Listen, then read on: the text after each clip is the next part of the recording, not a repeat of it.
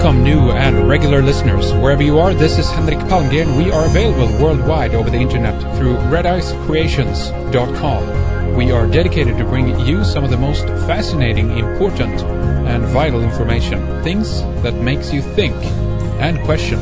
Thanks for all the kind and supportive emails. Also, by the way, we do read them all and we do the best we can to get back to everyone. Josh Reeves, a Dallas, Texas-based researcher, filmmaker, and radio talk show host, is back with us today to discuss his film The Secret Right, Volume 2, that recently came out.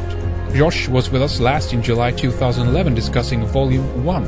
The roots of the conspiracy culture goes deep and indeed into some interesting places, and we'll discuss some of it today. The film investigates individuals and organizations. Among the most notable are the Council for National Policy, the CNP, the John Birch Society, the JBS, and the Society of Jesus, the Jesuits, having deep connections with secretive priest-class societies and occult orders. Their creation of the 9/11/Tea Party/Truth/Patriot movements and the conspiracy theory genre at large, and their roots to the New World Order itself. Right, welcome back, Josh. It's great to talk to you again. How have you been since we last talked, Josh?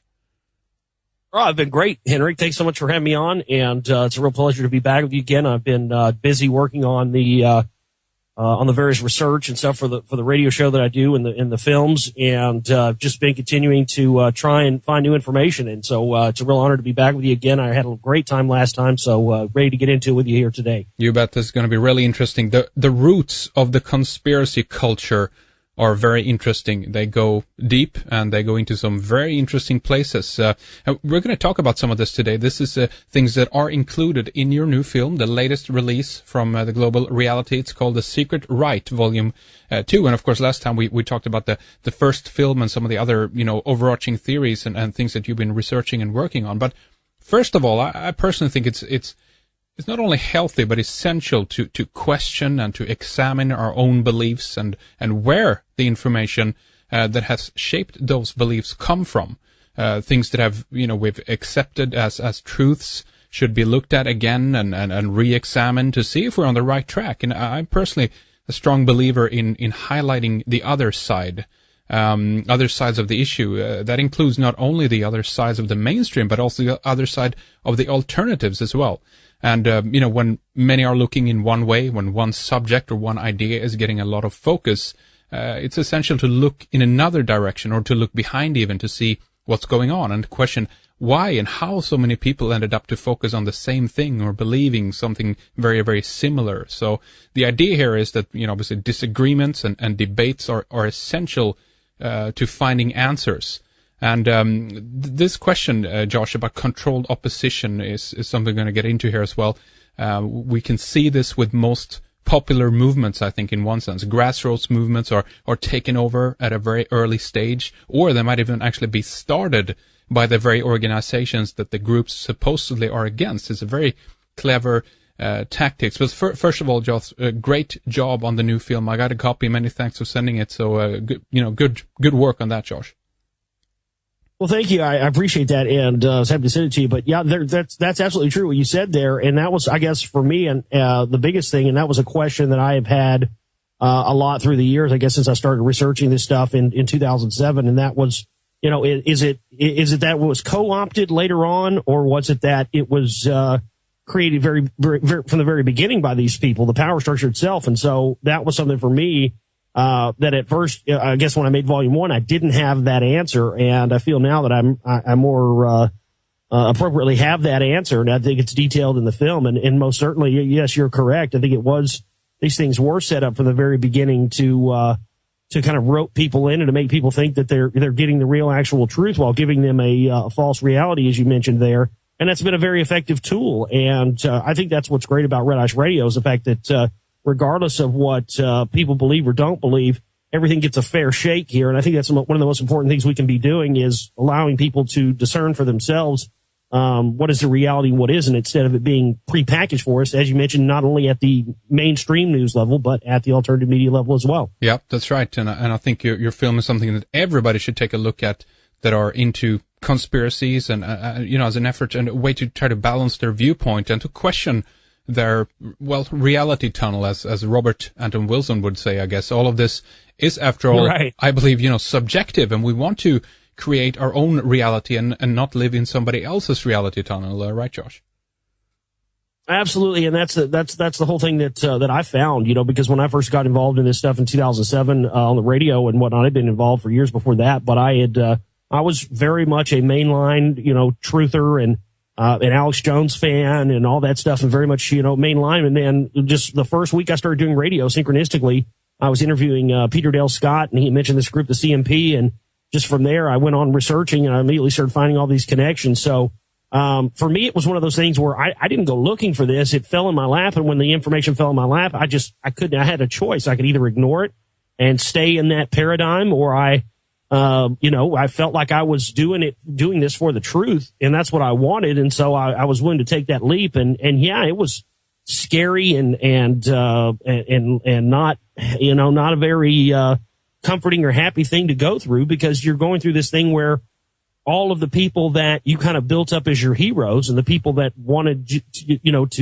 wanted you to get involved in this stuff and got you involved in this are now possibly a part of the very, conspiracy that you've been fighting against. So yes, it's been one of those things where it's difficult, and it is difficult to sort of get into this stuff emotionally. But once you get into it and figure out, oh, wait a minute, there actually is something here to this, then you have time to go through that period of process of realizing that, there is definitely more to reality than what is ever on the surface. That's right. We're going to talk about some of these connections about this as well, what you found and so forth, and the roots, again, as I mentioned, of the conspiracy culture. But first of all, though, you open the movie with an excellent clip from, I think it's from MSNBC, exposing the Blackwater scandal, basically, some of the ties to the Knights of Malta. And they did a really good job, actually, in that clip, to kind of nailing and condensing the whole story, the unfoldment. What do you make of it?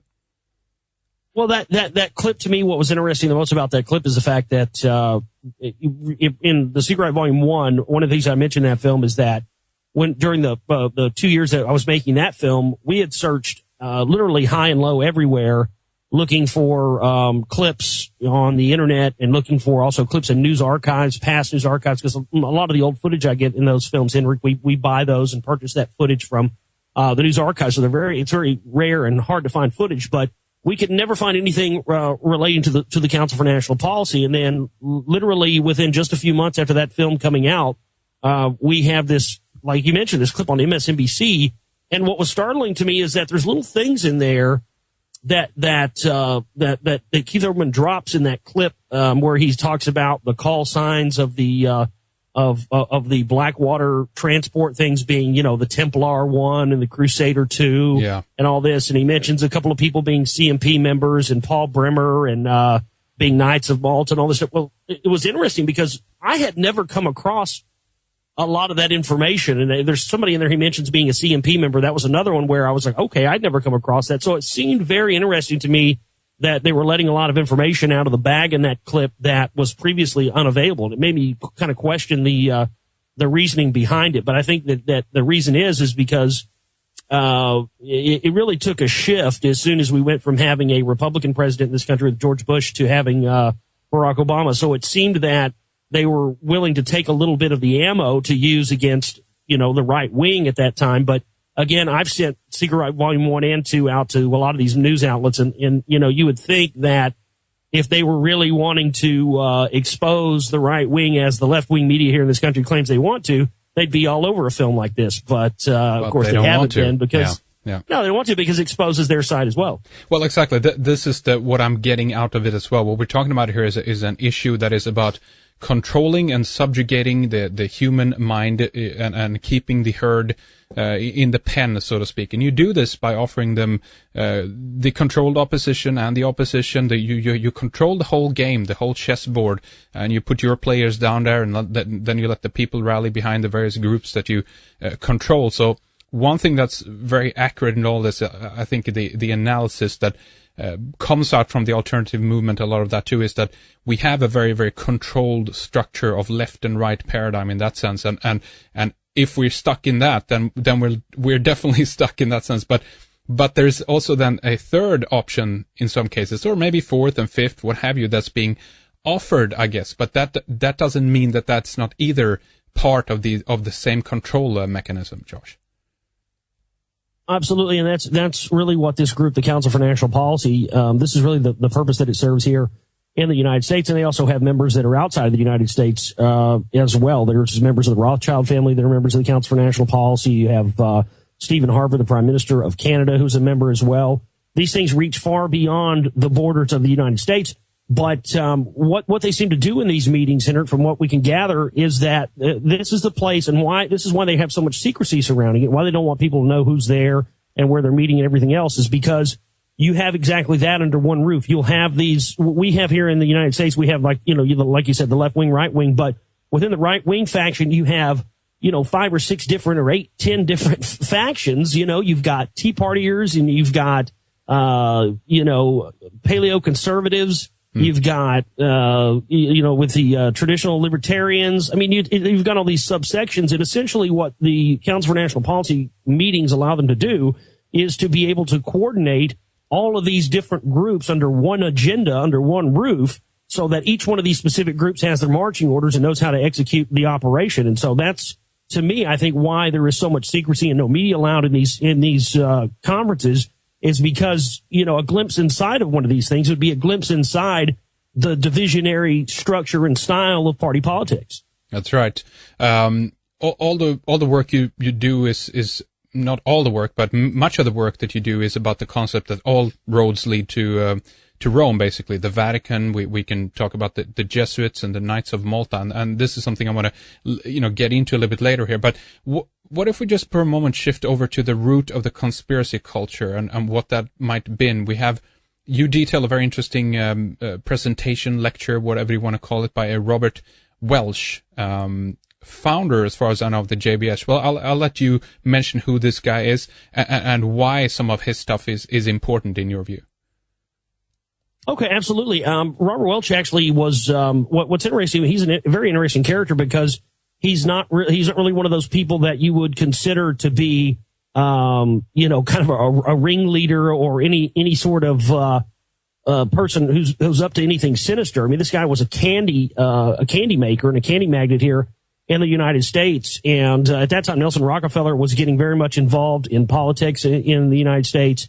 And he was really looking to start a group that would encompass, traditional right-wing values and be a figurehead for that.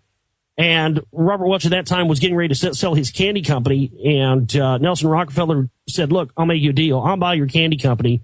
I'll buy it for 10 times what it's worth because I've got the money to do that. But you got to do me a favor in exchange. I'm starting this group, the John Birch Society, and I want you to head this group up. And, do that with some of the money from this, candy sales thing that I'm doing." So that's what ended up happening. And, Welch is also said to be a 32nd degree Freemason, which is very interesting because normally you don't see these, the Freemasons really, hubbing it up much with the Catholics, but we're starting to see those connections, and especially within the CNP, we see it a lot. But, Welch had begun, he started speaking about the New World Order and some of these various things. But in the 60s, in the mid 60s, right after the time of the Kennedy assassination, he started talking about the Illuminati. He started saying that, he believed there was more to the story than just communism, which had predominantly been the story up until that point. And it was just interesting. As soon as he started talking about these things, we started to see a person that be implanted in the John Birch Society to kind of keep tabs and keep the conversation going back towards the fence where they wanted it to be. And that was when we saw John McManus come into the fold. And John McManus, of course, was Jesuit trained. And he was, I had many times before, I think before the volume 2 was out, Henrik, I had made the misnomer on my show and in my films. I'd like to try and correct that here too, that all the heads of the John Birch Society had been Jesuit trained. But coincidentally enough, on the research, the only one who actually had been Jesuit trained was John McManus. And he's been there since just a few years after the Kennedy assassination. He's been a guest on the Alex Jones show. This is the guy who I've really fingered as being the force that made sure that, okay, we're going to talk about this conspiracy and this, that, and the other, but we're going to keep it corralled and right towards the way we want it to be. Right. How have you been able to confirm Robert Welch Freemasonry connection? It's been really difficult for me anyway to try to. I've read various things about it, and it seems to be not 100% definitive. Are you certain that he was a Mason? You know what? I'm trying to look for that. I think I can't remember exactly where I got that information from. I want to say that the source of that information originally to me came through an interview that is just no longer available that I had done. I hadn't even been on air maybe 5 or 6 months. I think this was like January or so of 2008. I had done an interview with the late Eustace Mullins on my show, and Eustace Mullins, I had asked him about this, and he talked a little bit about personally knowing Robert Welch and being in the John Burt Society at that time, and being good friends with Robert Welch, and him admitting that to him. And then later, Eustace Mullins saying, that he had found out about the Rockefeller connection and didn't want to be involved in that anymore.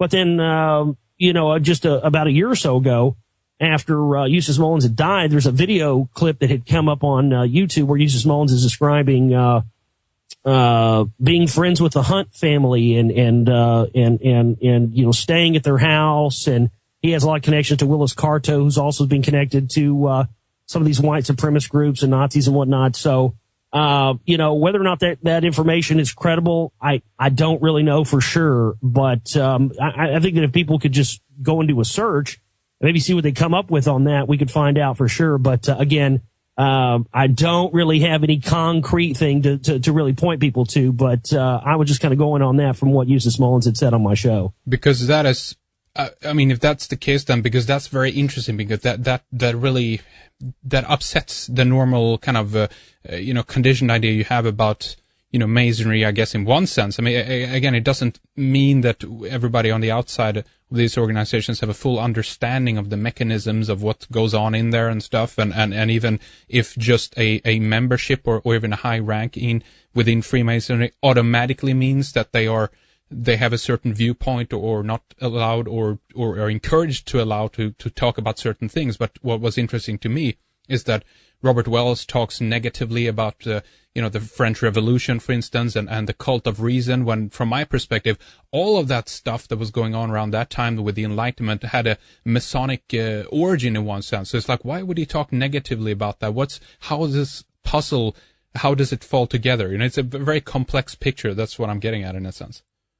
Well, absolutely. And I think that's what's so fascinating about that clip. Yeah, you're exactly right. It's because he is saying those things that he's talking negatively about all seem to be, things that Freemasons were involved in. So yeah, that makes it even more fascinating. But what's even more interesting to me with the whole connection to Freemasonry and the CNP and this stuff is the fact that Tim LaHaye, who started the group, who absolutely is a Freemason, that's absolutely verifiable. In fact, some of his books, The Crown and the Cross, he uses a lot of Masonic symbology there. But as I mentioned earlier, historically, they've always kind of put out this front, I think, to us that Freemasonry and the Catholic Church and all this stuff have been opposing forces it appears were actually working hand in glove. And the fact that Tim LaHaye starting this group, who has come out in the media and been staunchly anti-Catholic and said very negative, bad things about Catholics, and meanwhile being a Freemason, but yet he starts one of the most powerful right-wing groups and takes money directly from a Catholic Knights of Malta family, the Hunt family here in Dallas, and it starts his group with money from that, and ends up having all these people from Opus Dei and various other the Knights of Malta and the Jesuits involved in his group. So I think we see right there that's a classic example of, yes, these people may fall into their own individual groups. You may have some people over here that are Freemasons. You may have some people over here that are Knights of Malta. And yes, on the surface, it may appear that those groups would never commingle, but I think it really speaks for a much larger agenda and the importance of that when you see these various factions that normally don't cooperate together, being together under one roof and executing a lot of this New World Order type of ideologies upon people. That's right. The higher up we climb in the hierarchy of these secret societies and occult orders, it seems that they begin to commingle, and it's almost like at a certain point there something else happens. Another maybe set of initiations, if you will, takes place into a different kind of rite that we, from our perspective, don't even know the name of, and another agenda is there, So it's very difficult, again, just back to that point, to decode this, and this automatic switch that happens in most people's mind just because they hear that someone is a Mason or a Jesuit or a Zionist, even that this automatically means a set of preset principles. I think that's erroneous, Josh, from our point of view. Mm-hmm, absolutely. Well, that's kind of the thing that has been the underlying sort of theme for my research and all my work over the past 4 or 5 years, and that has been that you've got to understand that no matter how much you think you know or how long you've been researching this stuff, there are so many things that none of us know because they just haven't been outed yet, and they just haven't been made available yet, that it's important to keep digging because, as you mentioned, there are groups and rites and rituals and even people involved in all of this whose names we will never know that are very much involved and very much there. And so, that's the standpoint that I was coming from, really, when I first started on air, was that I thought I knew it all. I thought I knew everything there was to know. And right. then, this information really showed me how much I don't know, and it does continue to do that. Well, that's great. That's what it's all about in that sense, just the sense of discovery and digging deeper into a lot of the mysteries that are surrounding us and our world, basically. Why don't we just briefly talk about, because if there is initiation or an initial point here, I guess we could say, that starts up kind of the conspiracy movement, and it has its roots, at least partially then, in the JBS, the John Birch Society. Can you just tell us a little bit what that is for those who don't know, and also tell us a bit about this potential idea that they might have started out maybe with good intentions but co-opted along the way? What do you think about that?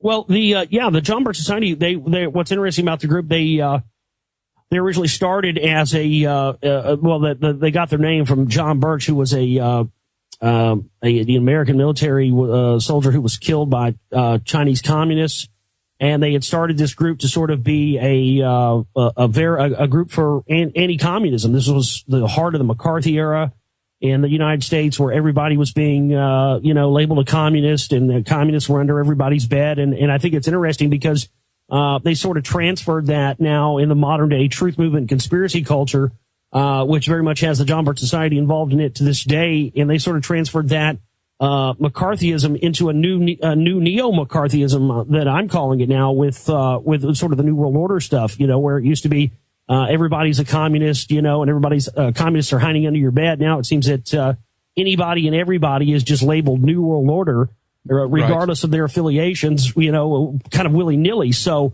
I find that very interesting. But with the origins of the John Birch Society, we started to see a lot of things that, it did seem that there were people in that were kind of involved with being, just people standing up for freedom. But as soon as Robert Welch started taking that angle of wanting to look deeper, because I think it's an inherent natural thing, and a lot of the people in the John Birch Society first, I think, were kind of looking for the truth in the way that many of us are now, and they were searching for this. And it does seem that there was a point where Robert Welch really didn't just become a figurehead and somebody who was implanted there to run the group. He actually seemed like he was an actual researcher, and so when he started coming out and talking about the Illuminati and saying there were more power people involved in this than just the communists, it did seem that started to become a problem. And I just found it fascinating that we had really the roots of the conspiracy culture starting just weeks after the Kennedy assassination on November 22nd, 1964, when you had Revelo Oliver, which is very interesting because his first name is his last name backwards, Revelo Oliver.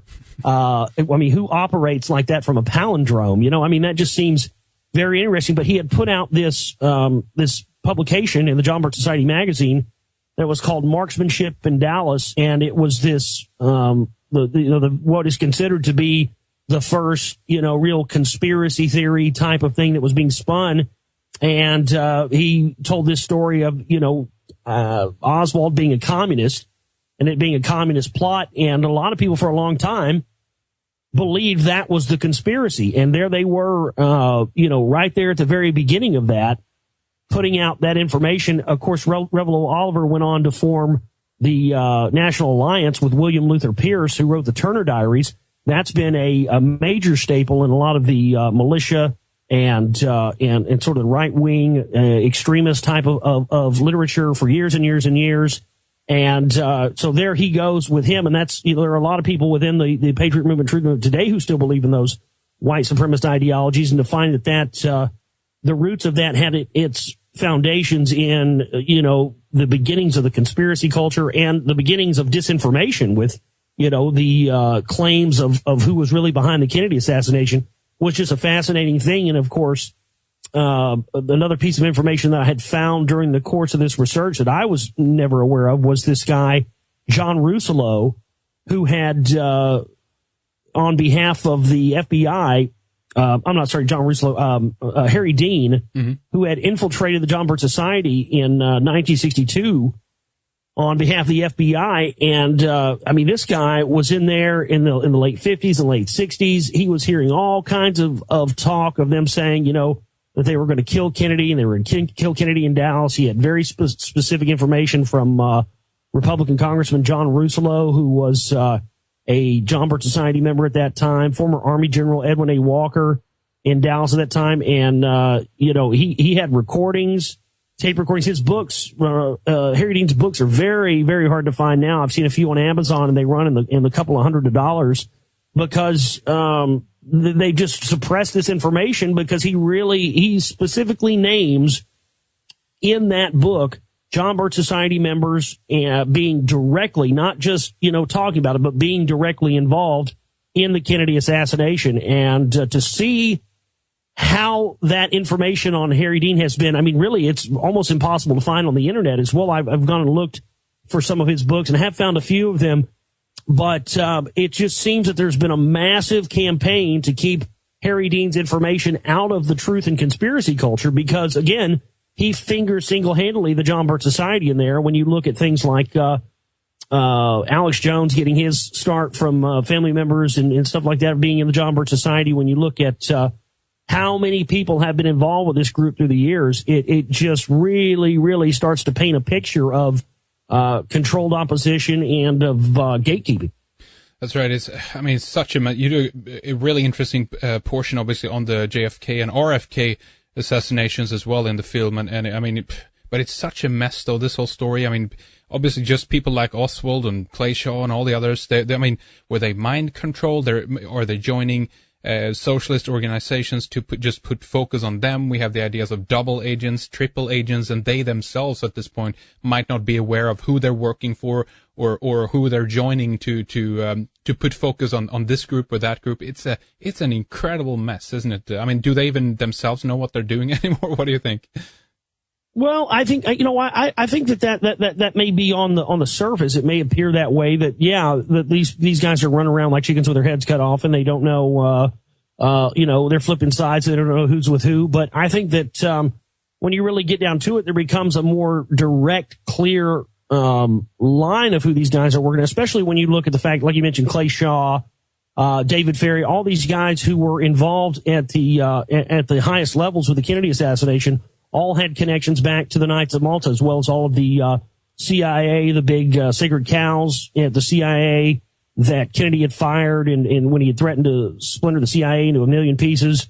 All these guys were all Knights of Malta as well, and he fired every single one of them. So it does sort of on the surface appear that there is a big mess, and it is. But really, when you get down to the bottom of it, it appears that it's been very clear for a long time who's been really behind these things. But the cognitive dissonance and the confusion and the thing that you're talking about where, you don't know who's involved in what has come as a direct result of these entities like the John Birch Society and other alleged truth tellers who have muddled the picture for us by giving us conflicting information and not giving us the real truth and showing us all the connections. So it's caused a confusion where, people just say, oh, well, I don't know who's involved with what and whatever, and I don't care, and it's too complicated. And so they just leave it behind and then never look any farther into it. And I think that's been something that has been done with intent to get people thrown off the trail. I think you're right there. And of course, we want to have such a clear picture as possible to be understand the game, and therefore obviously the game as I think the conspirators sees it it's beneficial to muddy the water in that sense. My point of view has always been to question if everything is intentional and if everyone who is part of it are 100% in the know, I guess, because the compartmentalization of this is another agenda. I mean, again, if we go back to groups like the JBS, and let's say in the beginning, then you would have a lot of people, I think, that are well-meaning in one sense, that have a genuine, let's say, fear about the detrimental effects of socialism and communism, that are sucked into these groups, and then hence they're working for an agenda which at the end of the day they don't really know what that is. So that's part of it. Absolutely. Too. That's what I'm saying. Yeah. Absolutely, and I saw that firsthand back in I guess it was 2008. I think it was when it was 2008, and there was a conference here in the Dallas area where I live, and it was called the Freedom 21 Conference, and it's on the lineup that it was going to have. I thought at first it was a CNP meeting, so of course I had to go and cover this thing because they had a lot of these people there, and it was called Freedom 21. You had Phyllis Schlafly there, you had Larry Pratt from Gun Owners of America there, Ron Paul, all these different people. And so I went to this conference, and what I had found during that conference is that, I went in with the attitude first and everything. I was going to go in there, all guns blazing, and I was going to have my camera rolling, and I was going to get in people's faces, and you need to answer for this, blah, blah, blah. But I realized that really wasn't an effective way to do it, and I could probably get a lot farther if I just went in there, kind of very politely and been a part of the scene and talked to people. I ended up getting footage of Phyllis Schlafly for the Secret Right Volume 1, and also footage of Larry Pratt in there in the Secret Right Volume 1 that were both taken at that conference. And what I found was that absolutely, I mean, there were people there who seemed to be, on the same page as you and I or anybody else, Henrik. There were people in there that were about, the issues, and they were about freedom. And you saw, a lot of the stuff they were talking about. I mean, in fact, all the stuff they were talking about, I was, on board with. They had somebody from the John Birch Society there. I thought was interesting. He was speaking about how all the Rockefellers are Gaia worshipers, and how the Rockefellers are bad and all this stuff. And I was just sitting there laughing, going, man, you're a John Birch Society member. Your group was set up by the Rockefellers. But that guy probably didn't know that. Right. He probably had no idea, as you're saying. Right. He has no idea that even happened. So, yes, I think that's why it's important that everybody look into the information I'm presenting in the Secret Right Volume 1 and 2 and on the radio show and stuff, because there most certainly are people out there who are having their good names tarnished by the fact that they are allowing themselves to be associated with some of these groups without knowing the whole picture. And how could you? Because, they're not allowing this stuff to be out there. So I think that's one of the things that I hope to achieve with this film, is that maybe this will bring some of those people that have kind of been going along with this stuff and not knowing what they've been connected to, and get them to re-examine their affiliations. That's right. It's a different thing to listen to different sides and expose different things in order to try to get closer to an answer. I think that the danger, if we can call it that, is when you begin the aligning of yourself, or again, you're joining a particular group, with the well intentions. You think this is the right thing. Let's go. But as we know, as we've seen with everything from Anonymous to the whole Occupy movement, it's being, when something grows large enough at a certain point, it's like, okay, let's give up on this. That's my attitude, kind of thing, because it's like, it's infiltrated, it's taken over, and now it's going to be used for something negative at the end. It's very unfortunate, but it's kind of a laziness, actually, in one sense. I feel that people are, they go in and they kind of align themselves to a group or to a specific cause or agenda, and it's comforting. It's easy to be there, and everybody here gets along, and it's a lot of things going on behind the psychology of why you would want to do that, or why people would want to do that. But I guess what I'm saying is that advocating the joining of groups and all that is something I've always personally kind of stayed away from, just because of that potential danger in there, Josh. Well, absolutely. And it does appear that a lot of these groups, I mean, I look at it like this.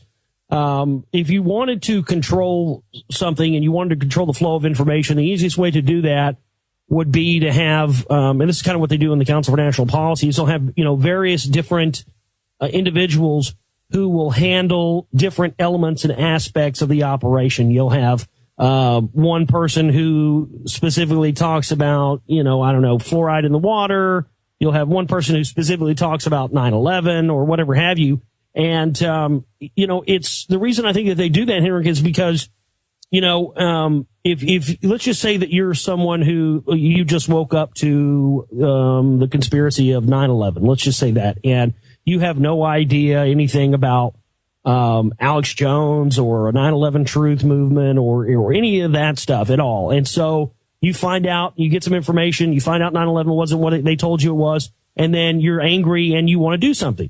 So you decide that you want to start a group or something else to, find out the truth about 9/11. Well, when you go and start getting ready to start your group, you start looking, you find out that, oh, wait a minute, there's already, tons of groups and tons of people out there talking about this. So, it's much easier to go and join a group that's already existing if there's already like-minded people allegedly talking about that than it is to do something on your own. And I think that's what they count on. And I think that that's how they've gotten a lot of people connected to their ideologies. And as you mentioned, people kind of going with these groups without thinking for themselves is because, this information's already so overwhelming and scary sometimes that if you find what appears to be like-minded people who are into this stuff as well, you almost immediately want to latch onto that, to feel like you have people who are like you and think the same way. And I think that they totally have capitalized on that and have essentially set these groups up preemptively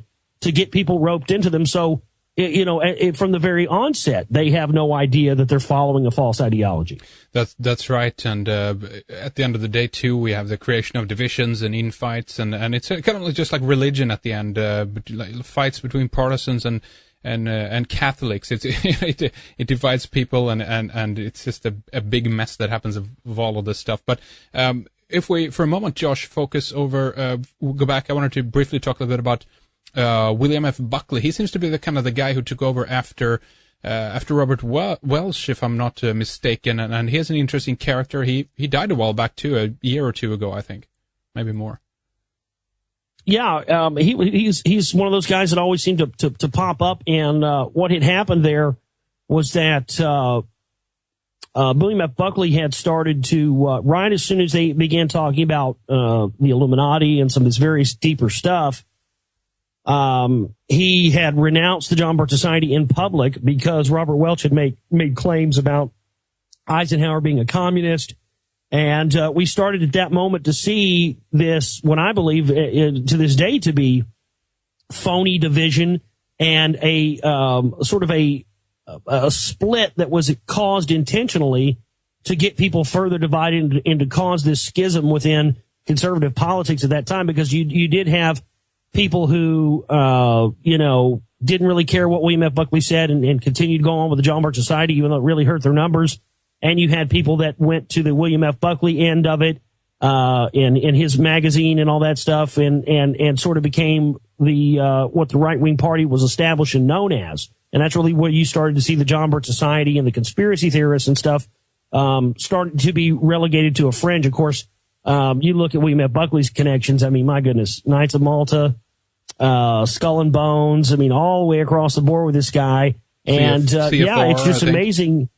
Yeah, CFR as well. It's just amazing how many different, areas that his name popped up in during the course of the research. But, he definitely absolutely was really one of the earliest characters that I think was executing this operation on behalf of the Central Intelligence Agency to cause these various factions within right-wing politics and party politics itself to spring up, because shortly after that, we started to see this echoed within the Republican Party here in the United States. We started to see, right around the time when Nixon was running for president, you had Nixon, and then you had Barry Goldwater coming out. And Barry Goldwater was really, the figurehead for right-wing John Birch Society and sort of the extremist stuff at that time. And before that, we didn't see that. And we started to see multiple factions within the right-wing party, which later then led in the 1980s to the formation of the Council for National Policy with Tim LaHaye. And that was really the key essence that I've traced back to this group, is the fact that, when you look at all of the groups that have funded and founded any of the think tanks, various think tanks throughout the world, from the Royal Institute of International Affairs to the CFR to the CNP, it all goes back to the Fabian socialist societies. And this was really what the Council for National Policy and the formation of this was about, to ensure that no matter who you voted for on left or right of the political spectrum, you were going to be making a vote for socialism. And I think that's indeed what they've done. That's a really interesting point, and that really puts things into a different perspective as well. What do you make of the Christian element in all of this? And maybe briefly we can touch upon Zionism later too. But let's begin with the Christian idea that we have, as detailed in that clip that you have in the beginning, that shows, the religiosity, if you will, of George W. Bush. It shows that, he's a believer in God, and this is another crusade with the Iraq War. We have the connections to, Blackwater and Knights of Malta, in there. What is all of that about? Do you believe that there's a true essence in that, and they truly are convicted of this, or is George W. Bush also a Fabian that is just posing as a fake kind of Christian? What do you think? Well, I think I think with George, with the case of the Bushes, you've got something a lot deeper there, because you've got. Look, you can trace the Bush family bloodline all the way back to Ramses II in Egypt if you dig deep enough. I mean, these guys connect all the way back to the pharaohs with these bloodlines, and so I think that, and this is some of the stuff that is come as a result of reading some of the Sumerian texts and some of the works of Zachariah Sitchin and others that I've read, and you start to see this picture painted to where the reason why these, biblical lands have been so important and why there's been this crusade going on is because these, supposedly we were going to see the return of, in the Sumerian text, Nibiru is referred to as a planet, but if you read closely, it's actually referred to as Marduk. And so this return of Nibiru is actually the return of the supremacy of Marduk, and these bloodlines, and Marduk had declared his rulers to be the controllers of these various lands, and it just happens to be all these biblical lands where supposedly these landing places, these landing pads have been located in Jerusalem and Sinai and all the rest of this, and whoever controls these lands in the time of his return is going to be the rulers. And so it appears that all of this genocide in the Middle East and all of this conquest and things like invading the Baghdad Museum for antiquities has all been a part of trying to reclaim this land that these bloodline people that are in charge today believe to be theirs and believe that they have to have control over because of some future coming events. And I believe that this is what the priest class and the Jesuit order and the Catholic Church and the rest of this has been hiding and has been keeping, hidden and hidden away from us, is this fact that all of this is being done for a very old ideology that is now coming to fruition with the control of those areas.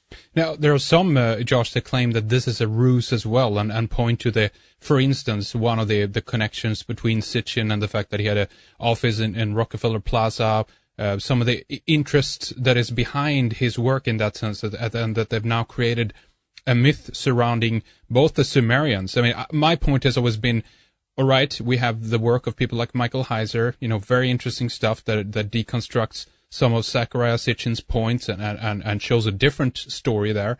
It doesn't take away, though, the stories that are in the rest of the mythological record from other cultures around the planet that have, meetings with the, entities and gods that come from the sky. There's so much there. So it doesn't disqualify the theory, of course. But what about the creation of a myth surrounding, ET or aliens, or the fact that humans are the slaves of another race and all that?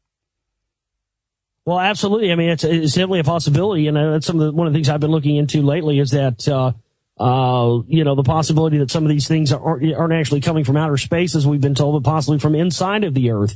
So there's all kinds of different things in different areas you can go into and look into. But yeah, I think the key thing for me though is that regardless of whether or not any and all that stuff is true, the importance of these bloodlines and the importance of how these bloodlines trace back and who's in charge here, it's just undeniable. And so I think to me, that's one of the key things that I've focused on as far as the idea of the secret right and the CNP is because we do see so many bloodline people involved in this group. Phyllis Schlafly, for instance, is a Merovingian blue blood on both sides of her family. She comes from the Stewart bloodline and the Bruce bloodline. Right. And I, at this conference that I mentioned earlier, the Freedom 21 conference, I have never seen anything like this. When she entered the room, they had this luncheon with Phyllis Schlafly, and when she entered the room, everyone in that entire hall stood up and venerated this woman like she was the Queen of England. I didn't get it at the time. I was like, why are they essentially worshiping this woman? And then, of course, when you research her bloodline or the family lineage, you find out why. And I found that very, very interesting, Henrik, that, all of these people simultaneously in this meeting seemed to be aware of that. They seemed to know that she was somehow royal and special and the rest of it because they were just venerating her and standing up and standing ovations, just the way that they were treating her. So that's one of those things for me where I sort of gauge what I believe based on the things that I've seen and the things that I've experienced. So there's no question that these people, for whatever reason, whether or not it does have to do with Sumerian stuff or Anunnaki stuff or not, for whatever reason, they do believe they have the divine right to rule. That's right. Yeah. Yeah, and that exactly, and that's really what matters at the end of the day is that whether we, from our point of view, believe this or not, or if we obviously very interesting, we can find supporting evidence for this. What the hell is going on? Why do they venerate the bloodline so much, etc. But exactly, they believe in it, and that really what matters. That means that their ideology and theology is going to be driven by this in one way or another. But if we, for a moment, go back to JBS and some of the more obscure information that came out in the beginning. At that point, do you think that the intention was that, let's try to create, if you will, a conspiracy movement, a big, group of human beings that are, led down this path, let's say, as opposed to another one? Because at the beginning there wasn't really that many voices that heard all of this. I mean, in your film you refer to, for instance, the records of Myron Fagan on the Illuminati and stuff, but that wasn't really. It wasn't big sellers, if I put it that way. It's very obscure, a small little faction. Do you think they anticipated it to grow as big as it is today, Josh? I think they did, and I think that around that section of the film where I have the interview in there with Anthony J. Hilder, he says some very interesting things about the numbers. At the very beginning of the interview, he says, it went from being so many people knowing about the conspiracy at this point to this many people. I don't know where he was deriving those facts and figures from, but I would say just from what he's saying about those facts and figures, that yes, someone did anticipate a growth of this. And from what I found, Henry, where that came from was, okay, well, but back around up until I think 1945, you weren't even allowed to be a Knight of Malta outside of Rome. And right around the same time that you had the ending of the OSS, the Office of Strategic Services here in the United States, which led to the formation of the Central Intelligence Agency, that was at that moment when they decided that people outside of Rome could be Knights of Malta. So the Catholic Church at that time was looking for a new, essentially, and they were shifting the focus over from Protestantism, which up to that point had been the big boogeyman of the Catholic Church, to switching over to the boogeyman being communism. So they essentially had made all the heads and all the figures, Wild Bill Donovan, William Casey, all these guys who came out of the OSS, who went on to form the CIA. They made all of these guys Knights of Malta so that they could operate with impunity in any country in the world, free of laws or anything else. This is why Henry Kissinger is wanted for war crimes in so many countries and never brought to justice for any of those, because he's operating under the charter of the Knights of Malta. And so that was a huge shift, and I think that's why they started these groups like the Council for National Policy, John Birch Society, and others. Were more specifically at the beginning, was because they sort of had well, again, this is complicated stuff. I think it went back more to the rise of the League of Nations after World War II, and then the dysfunction of the League of Nations, which then led to the United Nations, because the League of Nations was really their first stab at global government.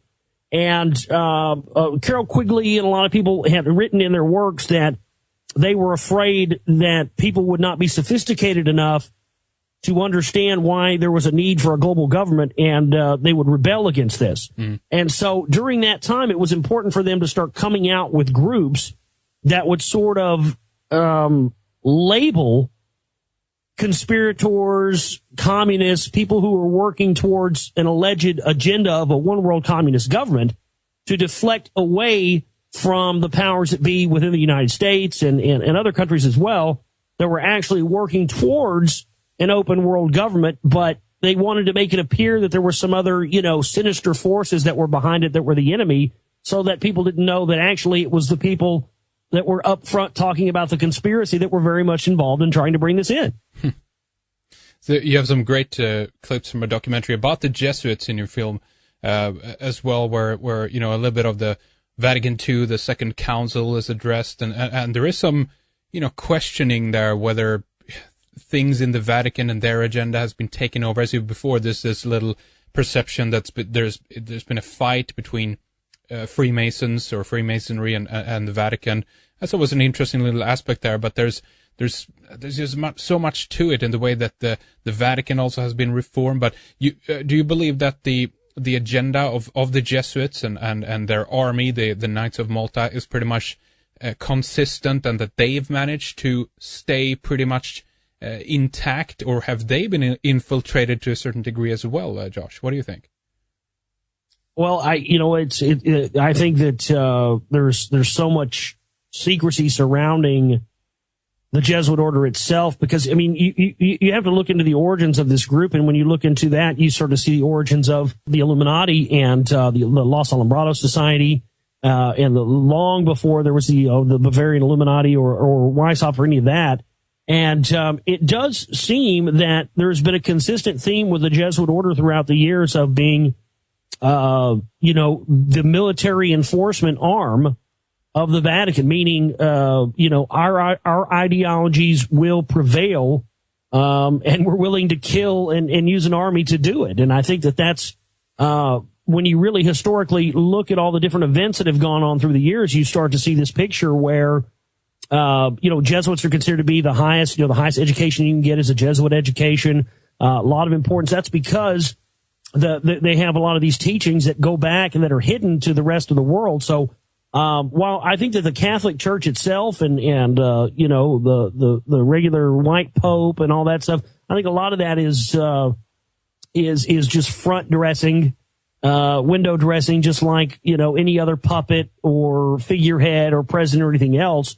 And that in smaller numbers at the highest levels of the priests and the society, the general of the society, the Black Pope, you definitely have a lineage where this agenda is passed down. It is kept very pure at the smallest levels, but I think that they have definitely maintained this quest to be able to do things in the name of religious supremacy and in the name of God, without ever giving anybody specifics on exactly who these gods are, where they came from, and what their real agenda is. Yeah, it's true. The theology in that sense is very much unchallenged, and they've managed to erode a lot of the other information from around the world, and the Catholic and the Christian agenda is obviously there. Now, of course, if they, on the other hand, have a different set of beliefs and they've given this to the mass of the people, that can be argued as well. It's very interesting. We're going to continue talking more about this, Josh, as we proceed in the second segment. We're going to take a short little break here, but I want to talk more about your website first of all, and obviously how people can pick up a copy of the latest DVD. You have it in Blu-ray as well, and the website there is theglobalreality.com. And right there on the front page, you can just click into the DVD to find out more about that. But Blu-ray as well available and stuff. So that's pretty exciting. HD. It's really well made, by the way. Josh, tell us a bit more about how to get a copy of the documentary. Well, thank you. You can go to theglobalreality.com. That's my website, and there's a little tab there that says Buy SR2, and you click on that. And yeah, we have different packages there. You can get DVD or a Blu-ray. We also have a thing called the Research Pack that's pretty interesting that people can get. You can get those in configurations with DVD and Blu-ray. And what this is, it's a 4.2 gig data disk for your computer, and it's pretty much like a data dump of all of my files for the making of the film, and people can order packages with those, and you'll get extended clips. We have the full. You had mentioned the Georgetown clip there of the Black Pope talking about the New World Order. That actually comes from a full Georgetown University video that's about 45 minutes long, and it's very, very telling if you watch the whole thing. That's included in the research pack. All the pictures and some of the various extended video clips that are unedited are in there as well. So people have really been responding to that, Henrik. The fact that because I try with my films, I try not to let all the information out in the films themselves. I try to allow people to have room to research this stuff, because I think it's very important that people have those aha moments for themselves when they find out this information. And certainly with all of the names in the Secret Right Volume 2, I really suggest people, to have a pen and write down all these names that they hear and go and research these individual names on their own and find out all the more information that's connected to them, because there's just so much, it's impossible to put it in the film. Yeah. And now that people have been doing that and researching it on their own, I think that the people have found that that's a lot more gratifying and fulfilling to sort of take the reins and responsibility for researching this stuff on your own and not leaving it in the hands of someone else. That's right. And then you do updates as well, of course, on your radio program. Tell us about that as well, briefly, Josh.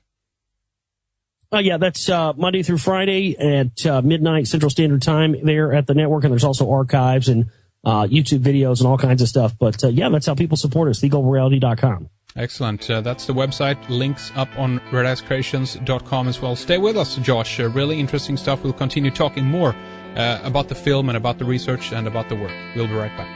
Welcome back to the second hour together with Josh Reeves. We are talking about the Secret Right Volume 2 and some of the other material, of course, that you can find on his website, theglobalreality.com. We have much more to talk about, much more to address when it comes to some of these both misconceptions and also ideas when it comes to the roots of the conspiracy culture and everything else. I'd like to spend a little time on the more on the Illuminati and the basic idea that we have of the Jesuit connection as well. And the obviously you brought out this point about the Alumbrados. Tell us a little bit about this society and who's behind this and the connection to the Illuminati, Josh.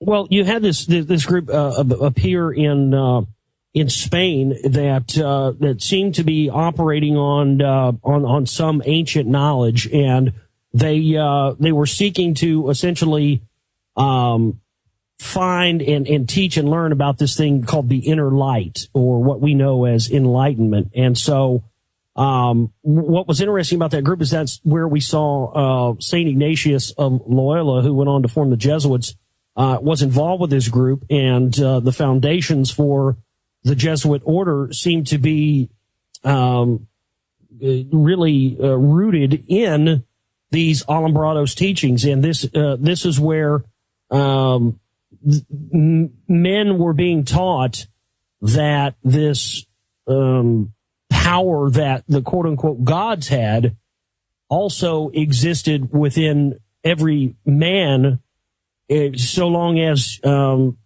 we were able to access it through these ancient teachings and these various things that in some cases went back to ancient Kabbalism, went back to ancient things from the roots of culture from Samaria and Acadia and Babylon, the rest of this stuff. And this seems to be one of the key factors of illuminated teachings that were disseminated throughout various secret society structures. And so when Weishaupt had created his what he called the Illuminati in 1776, it was really not the same as what the Alumbrados had. It was more of an attempt to take these teachings in a watered down fashion and add illuminated or enlightened degrees to the already existing Freemasonic structure. And that's indeed what they did. And so it's just fascinating that St. Ignatius of Loyola, being really one of the figureheads of bringing out this Alumbrados information and then forming the Jesuit order and that becoming the sort of a military enforcement order. It really speaks volumes, Henry, to the fact that that kind of that Alumbrado structure transferred over to the Jesuits and this secrecy was involved. They want these teachings to be in the hands of a small amount of people, the priests. And of course, this was how it was in the olden times, in the days of Samaria and the older civilizations. We didn't have congressmen and senators and lords and all this stuff. It was the priests, and these priests that had the information kept it restricted and kept it kind of watered down and only allowed certain bits to be put out to the general public. I mean, it's just like in Egypt. They told the slaves the sun was God. Meanwhile, they had their whole pantheon of gods that within the highest levels. And I think that's that's sort of a theme for the entire religious structure to this day. And that has been men who have had access to information that they have not allowed the general public to have and have restricted in a large dose in order to control society and control the world in the way that they see fit. Because, again, if everyone had access to this secret information, you would have no need for a hierarchy, would you? You'd have no need for control. There would be no one to rule over because everyone ostensibly would be equal. And I think that's a very, very, very common theme that we see happen throughout the centuries, is that it always seems that people in general are being relegated to ignorance and being only told parts of the story, only enough to what they feel that they need to know in order to gain control over them. That's right. I'd like to ask you what you make of, allegedly Adam Weishaupt was Jesuit taught. I don't know if he was specifically became a Jesuit or how deep involved he was in that. That's definitely absolutely there.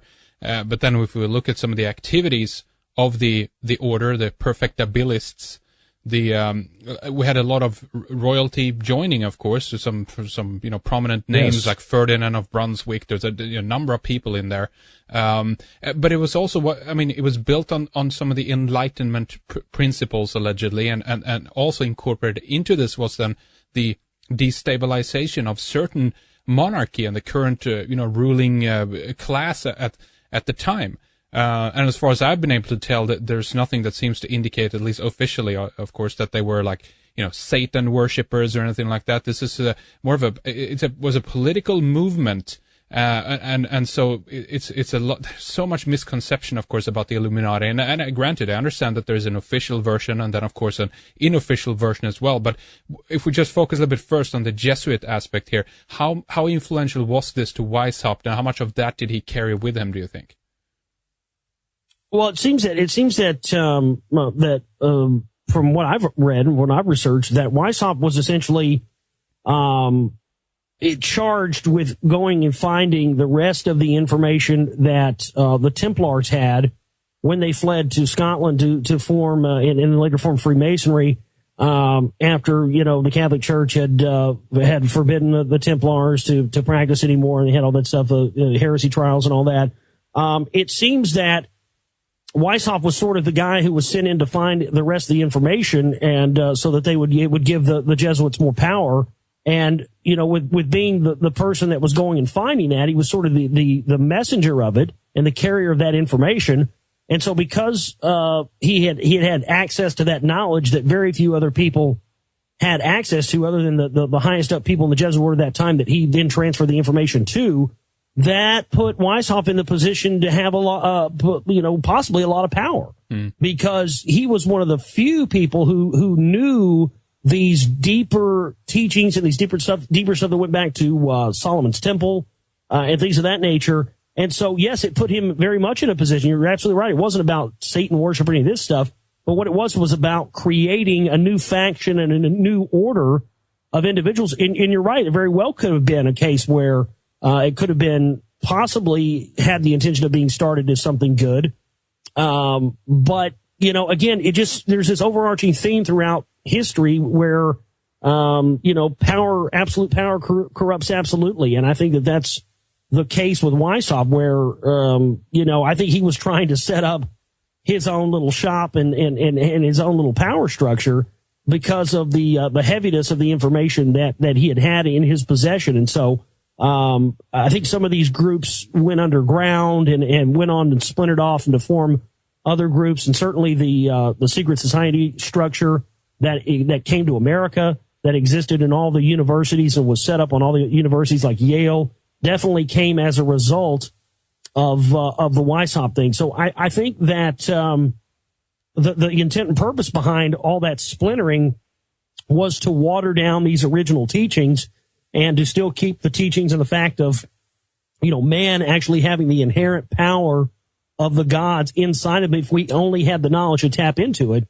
was something they wanted to keep from the general public at large, and also in the hands of a smaller amount of people that may have an opportunity to be able to challenge at that time what may have been perceived as power that was unwanted, like you mentioned, the crown or any of these other power structures. So absolutely, I think that's been really a big key for these people, is keeping any and all of this information or these enlightened teachings out of the hands of people who may challenge them. That's true, and I mean, if you look at the climate in Europe at the time as well, I definitely understand, much in the same way that there is reason for groups like the Tea Party that props up, or even Jordan Birch, society in the States at the time.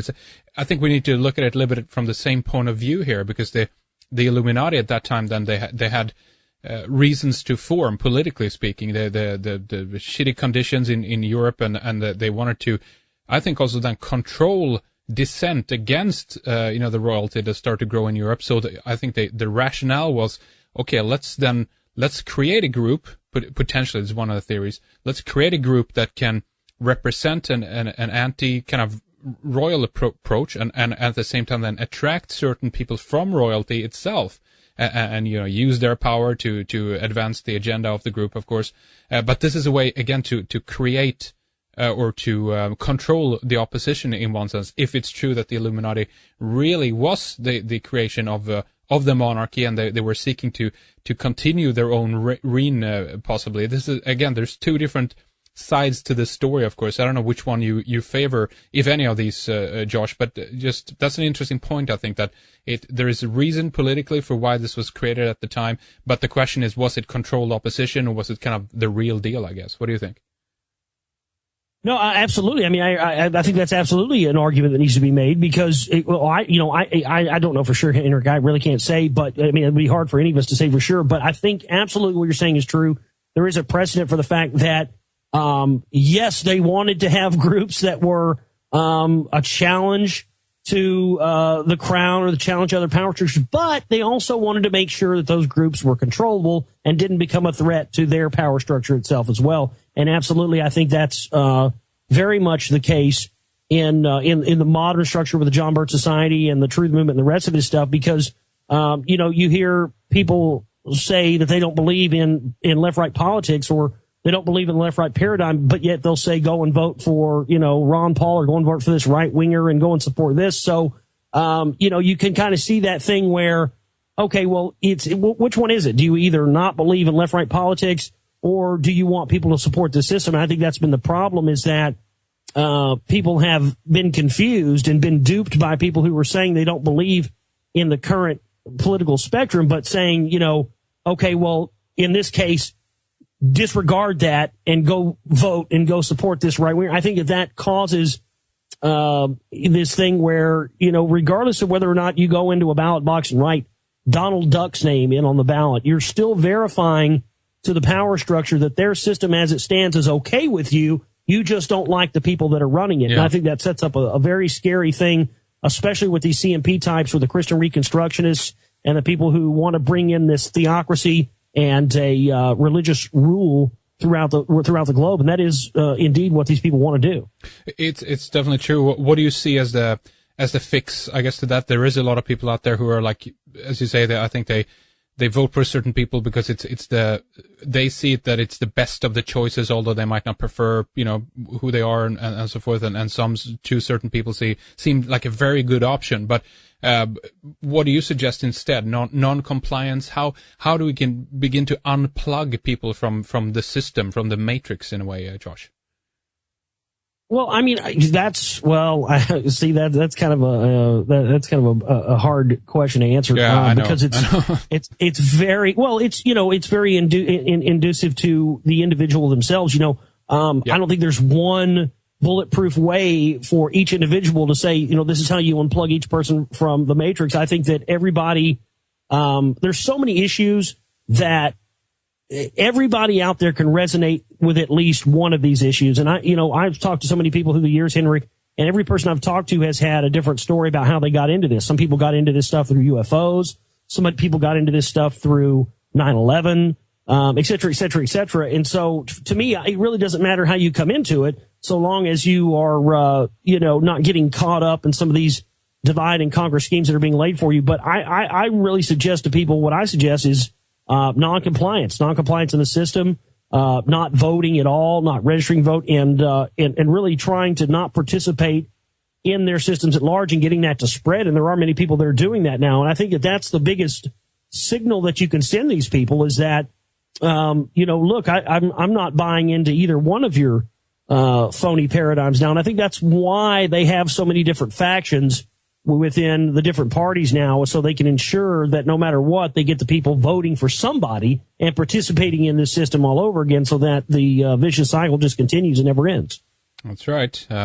It's really interesting in that sense how people have been played, and the willingness of people to go along with it. It's very much a perception, manipulation of the perception that this is all the options that we do have, and in that sense, people are not empowered to do things on their own, but they're constantly, again, going back to the Occupy movement, they are, in one sense, Josh, they're looking towards the people that initially have created the problem to offer them a fix, because it's nothing really clear or tangible in one sense of what's demanded or proposed. And furthermore, if you're looking towards the people that have created the problem to begin with, and look towards them for the solution, I think you kind of lost the plot in a way. It's like it doesn't make sense to me at all. So very sad. Yeah, it is, and I think that's one of the biggest things to try and overcome is the fact that we've been so used to having everybody do our thinking for us, and I run into that problem a lot with people who listen to my show and stuff like that. Sometimes not for the most part, but sometimes I run into this situation where people don't want to do the research and do the homework on their own.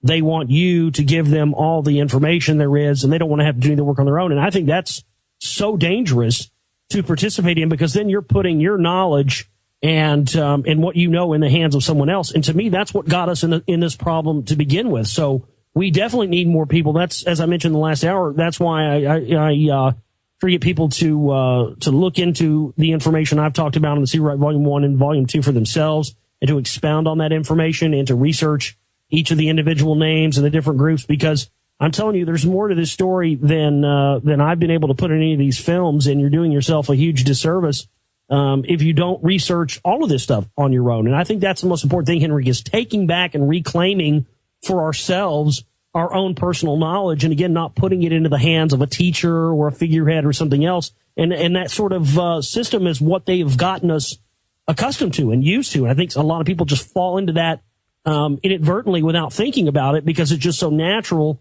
because that's the way things have been up to this point. And so, that's really what I stress with my listeners and the people who watch my films, is to please, please, please always do your own research.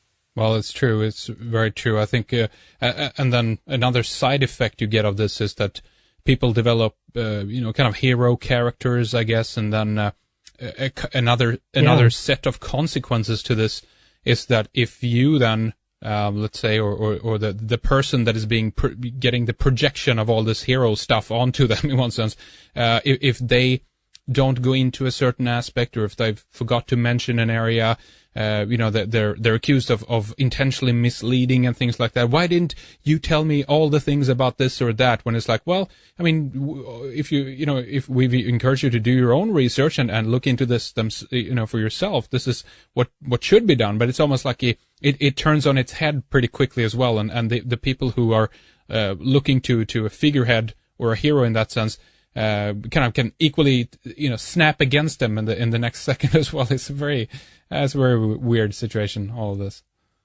Yeah, it is. That's a difficult thing, because, and that's just it's a product of the society and how we were always programmed to believe that, The hero is going to come riding in on the white steed to save us all.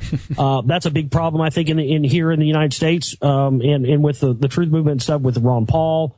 I think that everybody is, instead of trying to take actions and do things to reclaim their freedom for themselves, they've now pasted and subjected all those hopes onto Ron Paul, who they think is the hero now. And people feel like, oh, well, we just have to support him and get him elected, and then that'll take care of all the issues we have. And that's just not the truth. No person is going to fix any of these problems, and especially not someone who's an elected official within the system itself. It's just a pipe dream to believe that would ever happen. Yeah, well, exactly. Especially a president. I mean, how much do they really know anyway? It's been speculated within the conspiracy movement for a long time that the president is just a patsy anyway, and is not actually the controlling force behind something. It's committees, it's boards, it's business, corporations, and everything else. So what is this all about all of a sudden? Yeah, I think that's absolutely the case in that, and so people who. As you mentioned, say, well, this person left out this, or you left out this piece of information, or whatever it may be. That reliance on another individual other than ourselves to be the proprietor of our personal truth and our personal knowledge base is just dangerous business. And that's the business that we have as humankind allow ourselves to be in, where we're constantly allowing a third party to dictate to us how much we know. And I think it's time that every single individual out there takes the responsibility of what they know in their own knowledge base into their own hands. Let's shift area a little bit, and I want to ask you a little bit more about Khashoggi, some of the connections that you brought out in your film pertaining to that. Really interesting area. Who's this guy, Josh? Adnan Khashoggi actually is a very, very interesting character, and he supposedly has been connected to every major world event over the past 50 years. And you definitely see his hands in everything from black ops and assassinations to funding. He's really a bag man, so to speak. He's sort of a go-between between big financiers, Zionist financiers, such as Carla Khan and others. And essentially, when the powers that be are going to pull off an operation like Iran-Contra or a 9/11 or anything else, they have to find ways to be able to fund these things and do these things off the book. So they set up front companies, they set up various organizations that appear to be, either selling products or doing something else, and then they have these ideologies around them where they say, okay, you want to look good, or you want to extend your life, or, you want to, have this miracle cream or this miracle product and, to, fight the New World Order or whatever it may be. And then the next thing you know, all this funding is being funneled through these products and then into other sources, which then goes to fund, one of the things that, Adnan Khashoggi allegedly did was provide all the money to the hijackers for 9/11, the alleged hijackers. And he had set up this, elaborate, product, magic creams, all this stuff. And it's very interesting that we see that same model in sort of the truth movement, patriot movement type of radio networks and stuff out there to this day. And Adnan Khashoggi 100%.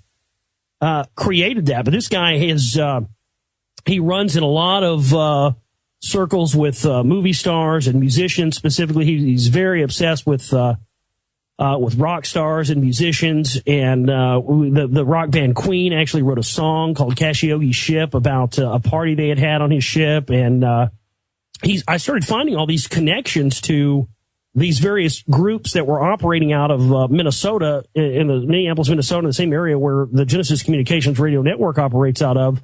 And all of a sudden, all these groups with, Genesis Intermedia, Genesis this and that start popping up. And I'd already known that Khashoggi had connections with Iran-Contra. And so when I started seeing, like we talked about in the Secret Volume 1, we had Pat Buchanan, Jesuit trained, who was involved with the Council on Inter-American Security with Larry Pratt of Gun Owners of America. They were funneling money between the Contras in South America and the CIA and the cocaine trade. And so to find this connection to Khashoggi, with those two individuals, Pat Buchanan, who, of course, Alex Jones worked on his campaign in 1996. He's been a regular guest on the Alex Jones show, as well as Larry Pratt. And then to see Khashoggi having all these connections to all these front companies with the name Genesis in them, I started seeing red flags. And then, of course, to find the connection with Michael Aquino that we talk about in the second part of the film, and Michael Aquino's involvement in mind control operations, psychological operations, which is huge bombshell information, and that people will all see that in the film. I don't want to give too much of it away, but essentially, Khashoggi has been providing financing for covert operations that have been conducted by the CIA, the Pentagon, the Israeli Mossad. He's been doing this stuff for years and years and years. If people go and Google his name, I'm trying to remember how you spell it. Adana Khashoggi is how you spell his name, Adnan Khashoggi. People can go and research that and look up him on his own. I find it highly interesting that Khashoggi had finance through his Genesis Intermedia group. People try to say, "Oh, well, there's no connection to the Genesis Intermedia and Khashoggi and the real Alex Jones GCN." Well, that's just absolutely false, because Khashoggi had funded this guy, John Gray, who, of course, wrote the book Men Are From Mars, Women Are From Venus, and had claimed that Khashoggi had ripped him off, but also admitted that he had funded this the book that he had written. Well, Khashoggi had gotten this $250 million injection for Genesis Intermedia from the Jewish financier Carl Icahn, and this was the money that he provided to John Gray to finish his book. John Gray also went on to be a prominent 9/11 truther, appearing on the Alex Jones show, and also gave money to Barry Zwicker to fund his first 9/11 film, which actually was the first film made on 9/11. And later he ended up being an Alex Jones guest as well. So we started to see all of these various connections to Khashoggi, to the 9/11 Truth Movement. And then really one of the bigger ones to me was the fact that we had a connection directly to the 9/11 Commission itself with Keene and Khashoggi providing money to Keene and the whole 9/11 Commission thing. I mean, it's just an absolutely unbelievable tangled mess. Yeah. That when you actually go through and start looking into, you start to see, oh my goodness, they set up this entire conspiracy 9/11 thing as a front to get everybody looking over here and looking over these different, factions and groups and arguing over it. But yet the real power and the real people behind it go on untouched, unimpeded. And this has been a theme for these people going back to the Kennedy assassination. And even before that, as we mentioned before, this is seems to be the MO in that sense. This is a standard procedure. Unfortunately, it's a mess, as you said. But you have some incredibly interesting connections, obviously, that you detail in the film, and we relay people further to that to find out more about that. Briefly, can we talk a little bit about the potential Zionist connection here as well? We have different groups, we have different interests, we have political agendas, we have theological agendas going on. We've talked a little bit about the Jesuits, the Knights of Malta, and the Vatican, kind of that connection. We do have a Zionist faction in there, involved in everything like this as well. It doesn't necessarily mean that Carl Icahn is a Zionist just because he's Jewish. But what's your take on the Zionist faction in all of this as well, Josh? Well, I think it's from my research, from what it's shown me, is that Zionism is an extension of this priest class structure, and that's what they use to basically further their overarching agenda to implant the people that they want in those biblical lands. It's definitely it's definitely there, especially within the Council for National Policy. We have lots of self-proclaimed Zionists within that group, and people who are constantly professing their allegiance to Israel and the whole thing. But I think it was very interesting to see that Khashoggi has been involved with so many people that have had these Zionist ideologies. But I think that I think again that's part of this thing where, you execute a plan or something like 9/11, you blame it on Arabs and the group that you're against over here, and then it furthers whatever ideology that you're behind. So yes, in some cases that ideology for some people is Zionism, for some people it isn't. You have, like we mentioned earlier, you have some people over here that are Freemasons, some people over here that are Jesuits, but I think that the biggest key thing is that all of these groups, no matter what their name is or who they are all colluding together at the highest levels to bring about these operations. And so I think that's why it's important to focus on all of them. And that's why, if I see someone that has a Zionist connection or something, I point that out. If I see somebody that has a Jesuit connection or whatnot, I point that out because it does show that there is no separation really within these groups. They're all working towards the same interests. Yeah, that's right. And you do have the Christian right in the States, other countries as well, of course, and they have in some cases unquestioned support for Israel. We have a very strong Israeli lobby in the United States, and even historically, we had some really interesting interviews lately about the relationship between both the creation, of course, of Jesus, the Messiah figure, obviously, how this has served a political agenda of Rome, but also involved in this, of course, we have an agenda of Judaism, and the fact that there's been a force here between both sides to fight each other, both from Rome and both from the other side. And again, it can be questioned down the road ad infinitum if these groups now have they joined up? Is there still a battle between them ongoing? No doubt, though, there is a relationship and there is a dance, if you will, that's going on between these groups. And I think that most people today might look at it very just with modern goggles, if I can put it that way. But the fact is that this has very, very ancient roots, as you've been pointing out as well, Josh. And that's one of the most important things. If we want to understand what's happening today, we need to look back into the history and just realize this concept that it's an old game plan that still is it's ongoing, and this is one of the reasons why we're seeing the ramping up for a conflict with Iran today, why they're going into to Syria almost now as well. This is just it's continuing. The plan is unfolding. That's what I say, Josh. How about you? Well, absolutely, and it is unfolding. And I think that in the modern day, we have so many newer examples now of how these groups who in the past had been, opposing each other, such as the Catholic Church and Freemasonry, and now we're seeing stuff coming out. Well, there was an article that came out a few months ago, and a big scandal where now they're allowing Freemasons to be involved in the Catholic Church and be archbishops and the rest of this stuff. So that really shows a transitional shift, but. Again, we've had, be it Freemasonry or Judaism or all this stuff was absorbed into the Catholic Church so long ago that, the time in which these things were sort of different factions, possibly working against each other has kind of gone in the background. Mm-hmm. And, some of the newer initiates and the people that are coming into the secret society groups or the Freemasons or whatever else in the modern day, they don't have any context for a time in which these groups were separate and working for different goals. So now if someone gets involved in the Freemasons, they may have a knowledge of the history of it being against the Catholic Church and those being opposing forces, not even knowing that in the modern day, a lot of those divisions and factions have, in fact, gone away in exchange for cooperation and working towards, mutual interests. Yep. That's absolutely right. Very good point. Why don't we shift over a little bit and talk about obviously where you're kind of heading towards the end of the DVD and some of the areas where you're leading into next. So are you planning a volume 3 or what's happening next year, Josh? No, I don't know. It's just going to depend on where the information goes. If people have.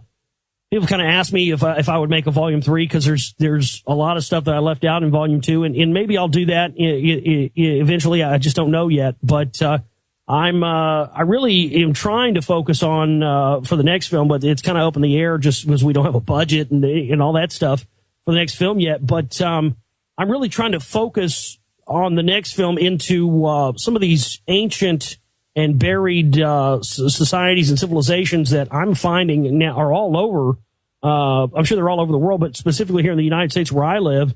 And one that I've came in fascination with about 7 or 8 years ago was this thing called the Rockwall, the ancient Rockwall in a town called Rockwall, Texas, not far from where I grew up my whole life. We find a very, very interesting thing there. This was uncovered about 150 years ago when they built this town, and they found these 2.5-ton garnet stones that had hieroglyphic type writings on them. They found giant skeletons near this thing.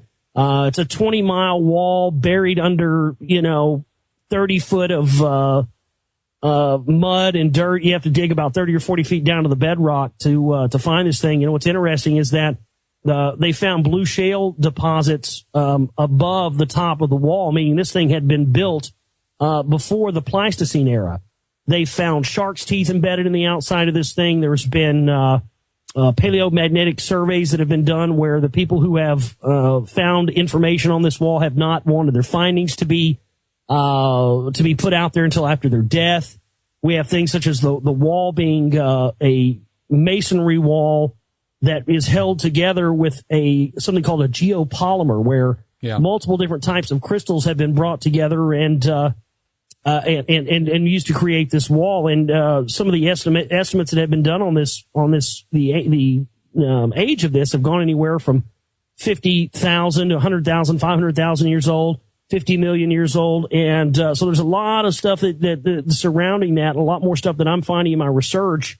In fact, I found another, what appears to be another wall that was reported by the New York Times in the 1920s, about 150 miles from Rockwall. I'm planning to go get down there at some point, that they said was actually thicker than the Great Wall of China. Nothing has been reported on that in about 60 years. But there's a lot of things that tie in with the secret right at the end of the film, because Congressman Ralph Hall, who's a Council for National Policy member, was actually seen in the middle of the night leaving the old Rockwall courthouse with one of these big garnet stones. And as soon as people in the town of Rockwall started asking questions about this, why does this? And by the way, Ralph Hall absolutely is a Freemason. I do have that confirmed. Mm-hmm. And it's interesting because the lodge that he's belonged to, if you go to this East Fork Masonic Lodge in Rockwall, Texas, if you go to their website, they actually have a little representation of the wall at the top of the website, indicating that, yes, they are aware that these were some ancient stonemasons, some of their ancient brethren who built this, even though the scientific community says, oh, it's a natural formation, but we've never found another one like it anywhere on Earth. So it's highly interesting, and his office being on top of one of these ancient temple rooms that they've identified. Reports were coming out of the Rockwall newspaper in the latter part of the 19th century about, again, giant skeletons being found. Those there are pictures of those giant skeletons that were found around there. They went to universities and then disappeared. There's just all kinds of evidence and stuff that's leaning towards this possibly being the ancient and mysterious land of Aslan that was created by Quetzalcoatl. There's been all kinds of reports of people like channelers like Ashiana Dean have said that it was a storehouse for ancient alien technology after the fall of Atlantis. There's just so many things, and I've just become intrigued with it over the past 7 or 8 years, and I've met with a lot of the people who have done digs in the past on this thing, and I'm trying to create a film to get up interest in this rock wall so that possibly we can fund another archaeology dig in the future to try and come up with some information and some artifacts on this thing, because Henry, it appears that there is ancient history that brings into question everything we've been told by science and religion and everything else just being buried and forgotten about intentionally underneath us everywhere. And I just really feel compelled to try and bring that out as best I can. Well, that's right. I mean, the work of Michael Cremo, some other people as well, Forbidden Archaeology, the OOP arts, the out-of-place artifacts, fascinating stuff. And I mean, the United States is, in some cases, not the place you think about when you think about, massive monuments and things. And of course, we know that there's a tradition of Native Americans in America, but possibly we have this, as you mentioned before, the giant connection, if you will, to the United States, and there's some incredibly interesting stuff there. There's even another website, for instance, a while back stumbled over called ancientcanalbuilders.com that shows these amazing structures all over the United States in terms of huge canals showing old port cities today underwater, and it shows how someone has done a massive effort to kind of, terraform specifically the East Coast of the United States, but there's just so much more in the U.S. Is it, have you heard of anything similar in Texas, or let's say that if you were to extend your search for this a little bit, is it something otherwise close by that you've heard as well that we can talk a little bit about?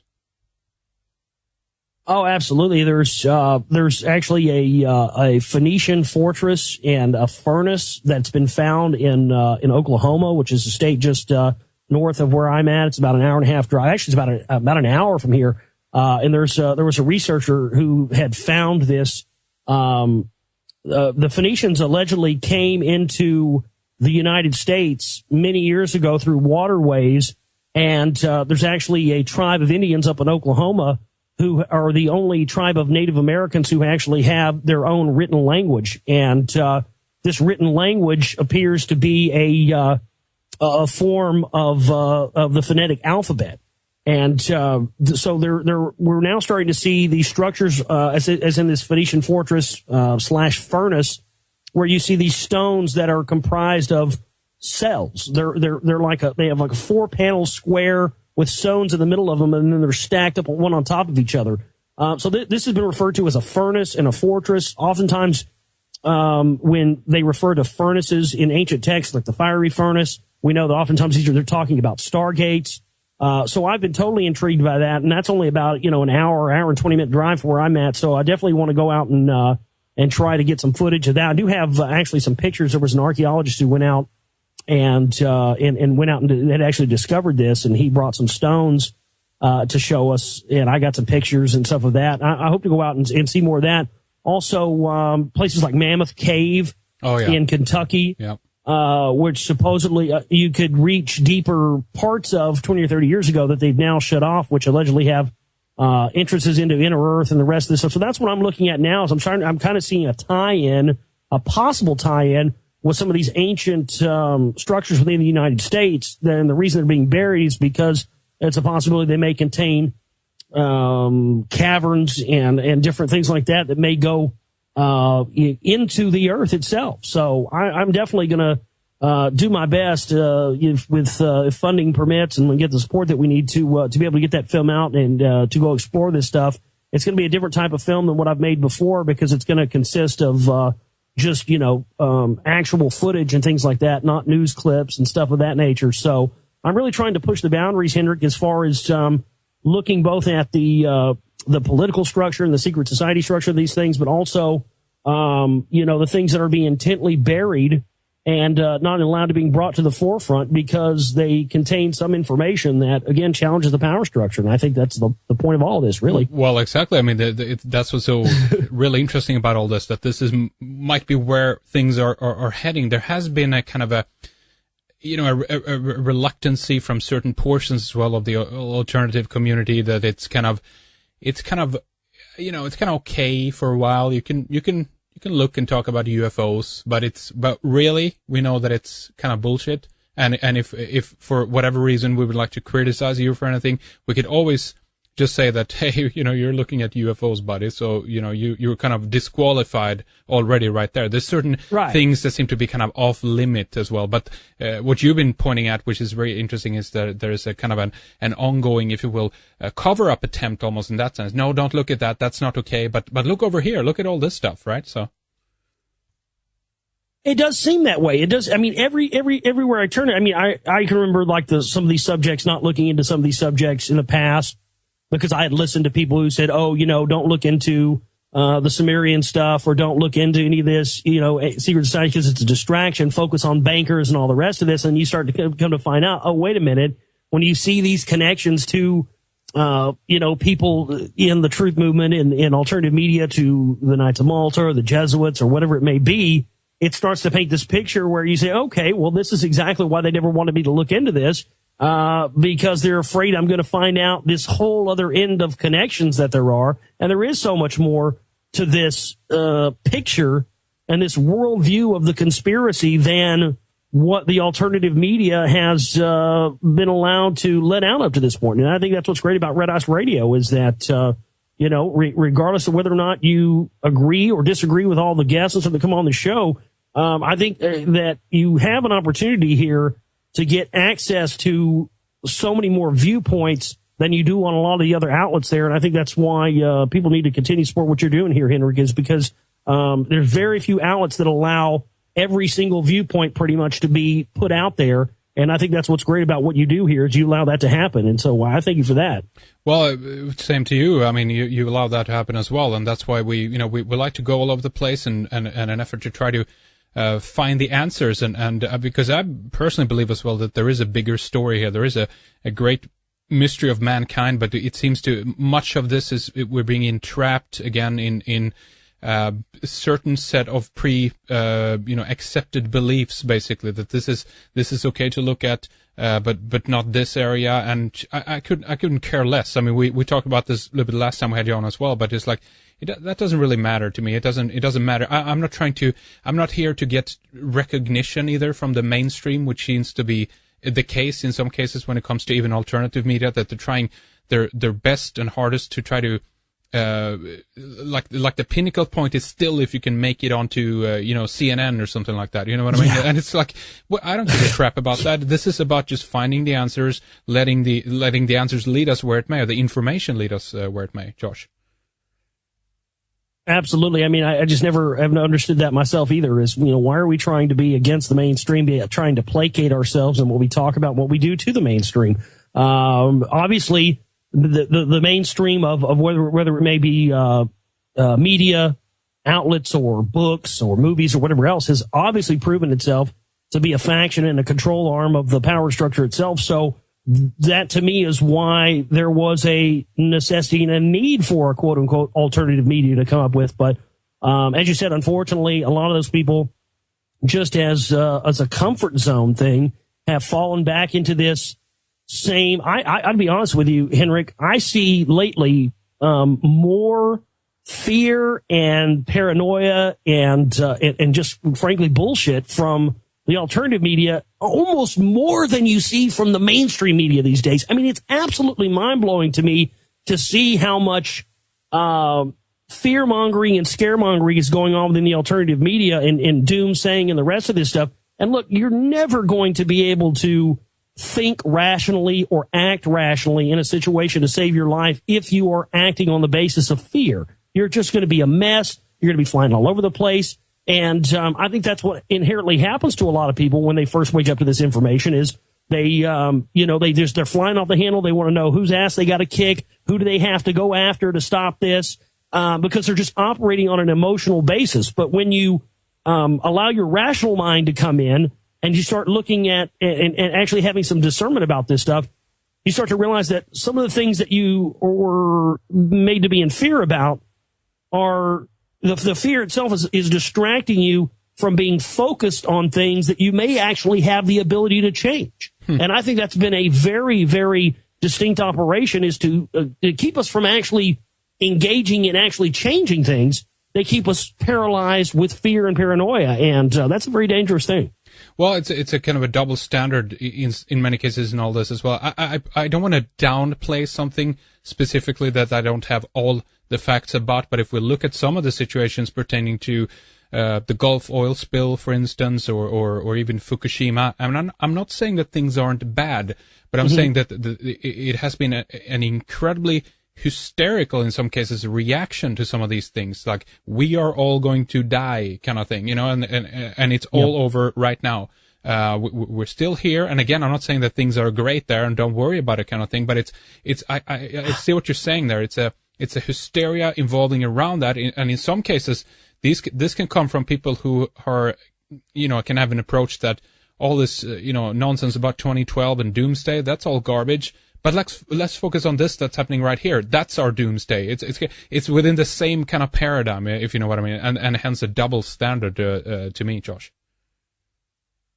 I couldn't agree with you more, Henrik. I'm so glad you said that. I mean, I run into that so many times during my radio show and during my research, and it's so hard to get across to people the idea that yes, I am concerned or you're concerned about this event or that event, Fukushima or the oil spill. And yes, we are concerned. And yes, those things need to be exposed.